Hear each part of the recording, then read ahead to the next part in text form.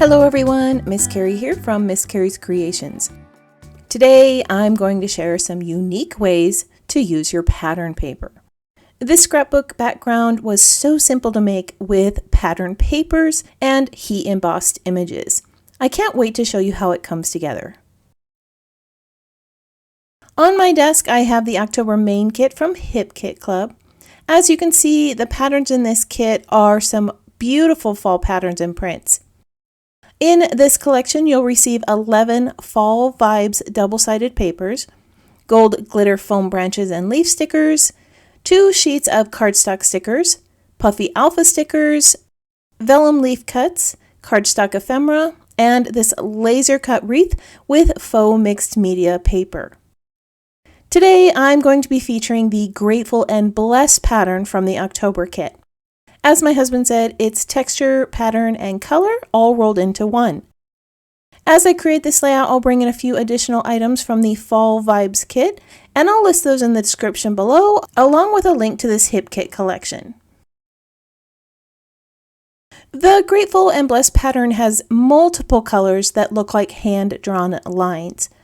I don't want this to overpower the page and take focus away from the photo. So I selected a picture with more of a monochromatic feel with orange hues and neutral tones. My plan is to pair the Grateful and Blessed pattern with the squares in the Nuts for Fall pattern and layer them onto this beautiful blue cardstock. I'm going to go off camera real quick and cut out all those pattern paper elements, then I'll show you how the page comes together. The squares in the Nuts for Fall pattern were cut out with scissors. These are not true squares, but more of a paint swish with wonky sides. With a ruler and craft knife, I cut the mini strips in the Grateful and Blessed pattern. Both the squares and the mini strips are about 1 inch wide. I'm going to lay out the pattern paper pieces so that I can see how much space I need for these. The Nuts for Fall pattern is much like a paint chip sample, going from dark to light. So that's how I'm going to lay them on my page. I'm going to group 3 little squares together, then place down one of the rectangles with the stripes. I did not alter these shapes at all, but if you wanted to, you could distress the edges, add a pen line or stitching, or stamp the squares using the stamp from the Pocket Life kit. Now as I get to the end, there are going to be a few pieces missing. The photo is going to sit here, so I'm not going to worry about it. My photo is backed in Autumn Blue Dream, which is pairing beautifully with the orange in the pumpkins and her orange shirt. I'm also going to bring in a large tag that I cut out from the Prettiest Season pattern. This creates a larger separation between the photo and that background. I'm going to adhere all of those little squares in place, add some stitching, and then we'll continue on with the project. Here is that completed background. Isn't it adorable? To create some separation between the rows and add texture, I did add some stitching with my machine. I created 2 straight rows here at the top, some zigzags through the pattern shapes, and a zigzag below so that I had an odd number of pattern stitching. To finish off the background, I added 2 more rows across the center of the page. The floral tag behind the photo needed a solid matting, so I cut out a larger tag from Clementine cardstock. Blue, orange, and yellow are a great split complementary color palette that's perfect for fall. Even though I added that second tag layer, I still feel like I need another element to frame this and ground it a bit. So I think I'm going to do some stamping with that leaf background stamp. I'm going to heat emboss the leaves, so I need to brush the cardstock with anti-static powder. This will keep that white embossing powder from sticking where it doesn't need to go. I'm using clear embossing ink to stamp the design. Since I'll need to stamp this multiple times, I've opted to use a stamping platform. With a large stamp like this, I find it difficult to create a solid image. I also don't have a stamping block big enough for this, and my hand strength is not enough to create the solid image. Luckily, the stamping platform allows me to re-stamp if I don't get it right the first time. This heat embossing process is going to be done in stages. After stamping the image, I'm going to sprinkle the fine white powder over the top, remove the excess, and set that powder with a heat tool. As you can see, a few items were not stamped clearly, but that's not due to the stamp's quality. It was my oversight not seeing the parts of the leaves that I didn't get ink onto when I was using the platform.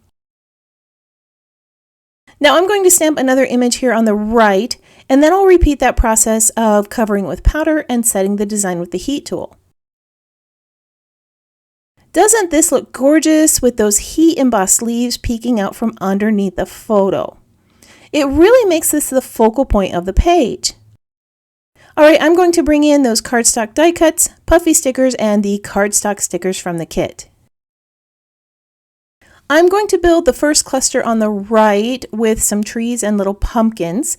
These match those larger pumpkins I added on the left. Over the top, I'm adding a puffy sticker that says, "Hey there, pumpkin, pumpkin, pumpkin."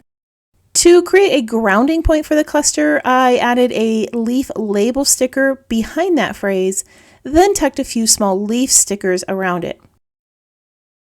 The cluster on the right that I just created is vertical, so I want to create a horizontal cluster on the left. I'm starting with a sunflower puffy sticker, but for some reason I don't feel like it fits there. I'm going to try to bring in some of that yellow from the sunflower to the top of the photo with a tab. The sunflower cluster also has a teal colored set of leaves, so I'm going to add some teal leaves at the top near the tab. To match the small leaves I added at the top, I'm going to add some small leaves near the pumpkin. Adding light colors and shapes to all of your embellishment clusters is something that you can do to bring balance to your page. Speaking of this design technique, I just realized that the two clusters I've been working on have similar colors that are bright and bold, but the cluster on the right is mostly muted hues. This is probably why I felt like the puffy sunflower wasn't working. When I bring in a more muted bundle of flowers, the clusters are more balanced and the focus is back on the photo. Alright, now that most of the embellishments have been added, I want to work on the title for this page. The matte chipboard embellishment pack has a great collection of titles and fall pieces. I'm going to use the words beautiful and fall for my page. Although this chipboard is white, it's not a bright white, which is what I want it to be.